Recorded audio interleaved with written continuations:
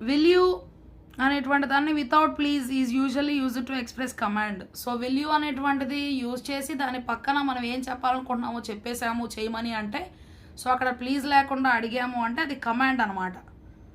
Okay, so request అడిగేటప్పుడు will you please అనేది వస్తుంది.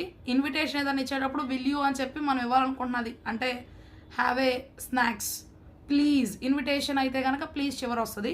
సో ఇక్కడ విల్ యూ అని పెట్టి మనం ఏదైతే చేయమంటున్నామో క్లోజ్ ద డోర్ అనో will you close the door అంటే అది కమాండ్ అనమాట. సో అక్కడ ప్లీజ్ లేదు కాబట్టి. ఓకే, సో ప్లీజ్ లేకుండా అడిగాము అంటే ఇంకా ఆజ్ఞ లేకుండా చెప్పడం. Will you close the gate, గేట్ని మీరు మూస్తారా.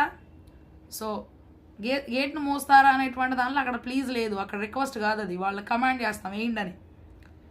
Will you is politer than the imperative. Okay, so అంటే ఇక్కడ ఇంపరేటివ్ అనేటువంటిది లేకుండా చాలా పొలైట్గానే మనం అడుగుతున్నాం. క్లోజ్ ద గేట్ అనే so rude command. So will you అనేటువంటిది కూడా కొంచెం మనం రిక్వెస్ట్గా అడిగేటువంటి పదమే. విల్ యూ అనేది కూడా రిక్వెస్టింగ్గా అడిగేటువంటి పదాన్ని అప్పుడే విల్ యూ అనేటువంటి ఫ్రేజ్ని వాడి చెప్తాము. సో ఇక్కడ ఏంటి అంటే క్లోజ్ ద గేట్ అన్నాం అనుకోండి, అది రూడ్ అనమాట. తలుపేయి అని చెప్పడం, తలుపేయవా అని చెప్పడం వేరు, తలుపేయి అని చెప్పడం వేరు. సో తలుపేయవా అనేటువంటిది విల్ యూ అని వాడతాం.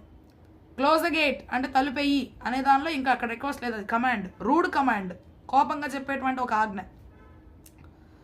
Will you close the gate polite command. Okay, so మనం ఇతరులకి కమాండింగ్గా చెప్పినా సరే కొంచెం పొలైట్గా చెప్తే అది వాళ్ళు కూడా చేస్తారు. Will you close the gate అంటే గేట్ అయ్యవా కొంచెం అని చెప్పి అడిగితే సో అప్పుడు వాళ్ళు చేస్తారనమాట. So will you close the gate, gate అయ్యవా అని అడగడం అనమాట, polite command.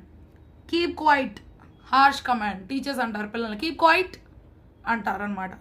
So will you keep quiet అనేటువంటిది మళ్ళీ పొలైట్ కమాండ్, కామ్గా ఉంటారా అనేటువంటిది అనమాట.